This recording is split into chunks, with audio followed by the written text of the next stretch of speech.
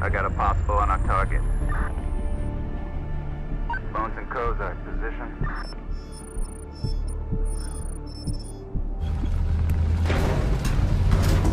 Approaching target support unit. Ghosts, watch your lines of fire. Place is heavy on civilians. So we're here with lead level designer Mathieu Crépeau. And Mathieu, first of all, what we've seen here today with the different levels that the ghosts go to, what kind of considerations have you made designing these levels as we've seen today?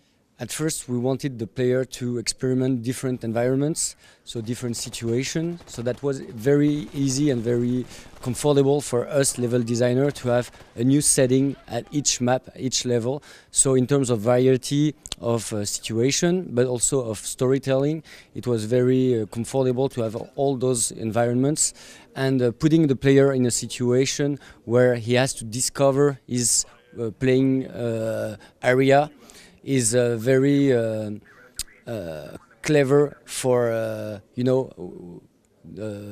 the fact that we want the player to be cunning enough to use his intel gathering methods or to use his items to have a better knowledge of the terrain. The items we've seen today, such as the drone or the cloak that lowers the visibility, those items, how does those affect the level design in the game?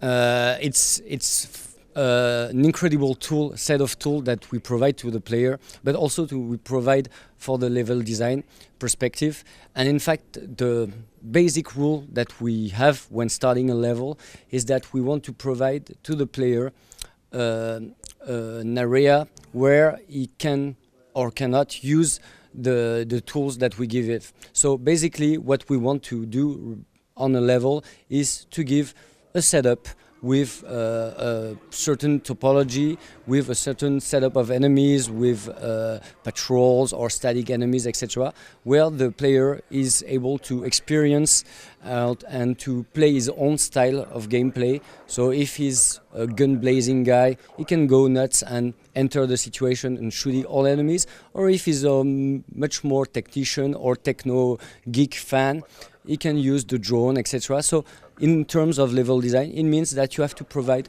patterns everywhere and sufficient surface so that the player is able to make choices and is able to discover his own way of resolving a conflict.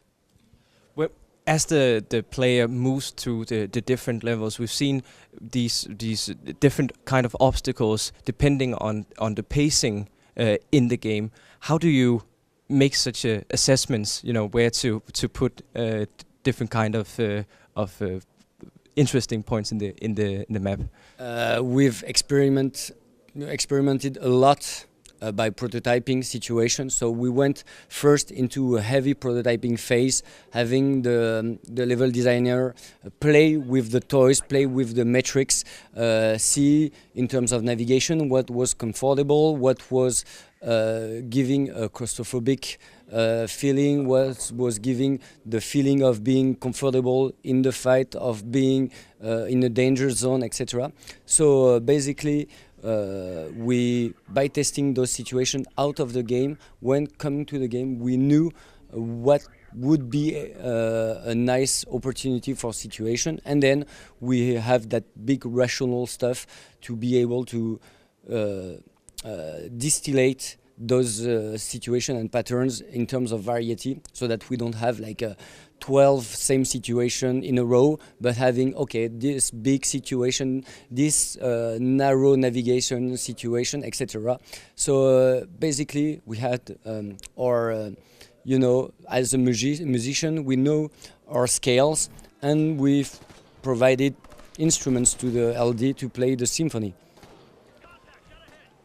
When you play the game, there are many aspects to the level design and you know, the positions of the enemies and the way you use, as you said, the way you use enemies, items. Is there any aspect of the level design or any situation that in the level design that you are especially proud of? the fact that pleased me the most is that when I see like 4 different players playing in 4 different ways the same situation, you know, I'm a big shooter fan, and usually shooters are very linear, imposing the pacing but also the methods of resolution. In our game, basically, as soon as you have acquired the basic reflexes and mechanics and features, you're sent to freedom, and you can go nuts with your tools, and that's what I like in our game. And we have like such situation where you can engage enemies, again, go stealth again, and go back to heavy-duty gunfight, and then use the drone. And to me, what I like the most is, you know, pushing forward the situation into a point where I have such an edge that the resolution is just a reward to my cleverness, so to say. And we have like the situation you played in Russia is a typical Ghost Recon feeling, because it gives you the opportunity to scoot around the situation and start the fight whenever you want. So it's you that is in control, and that's also part of the fantasy of those special forces that are the ghosts, to be the predator in a situation. Even if they are outnumbered or something like this, they can choose the moment where the fight will begin with the knowledge that they will end up the fight very quickly. As you play the game, it feels very realistic in a way, the way that the natives in Africa dress and the way they behave when you come as a squad of soldiers. Did you do any research to sort of catch that environment and that feeling? Indeed, we did a lot of researches, a lot of ground reference, etc.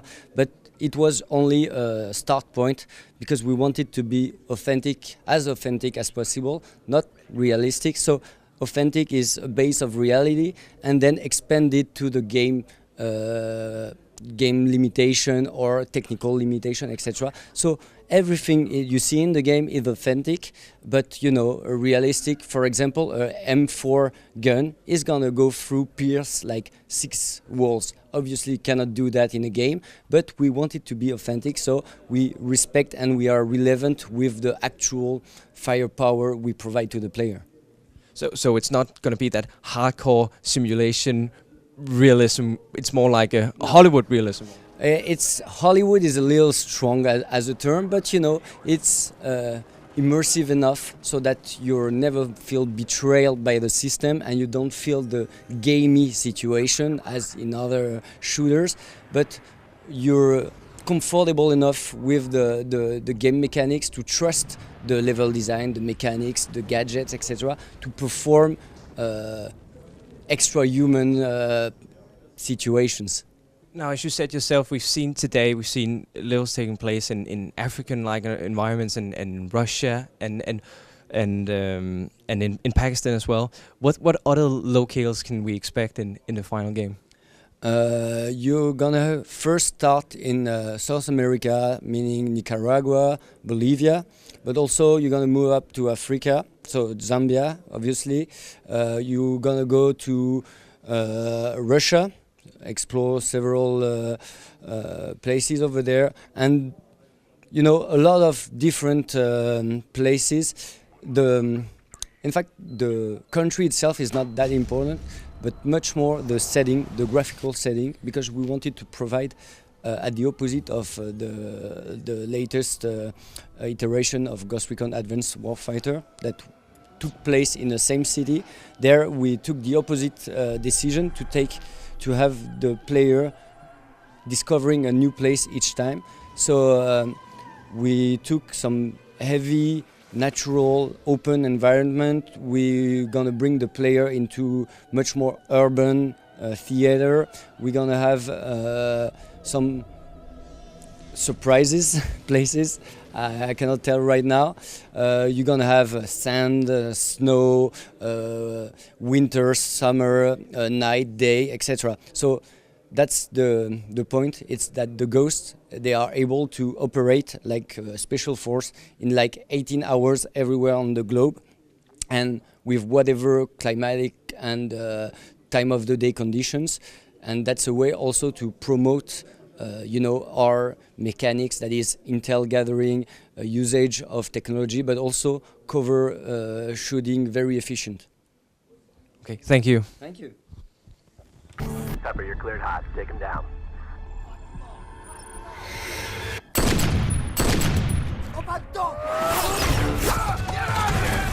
Engaging enemy drone. Taking up the drone.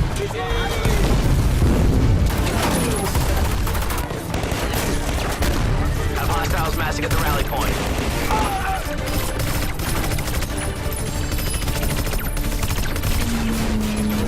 Let's light them up.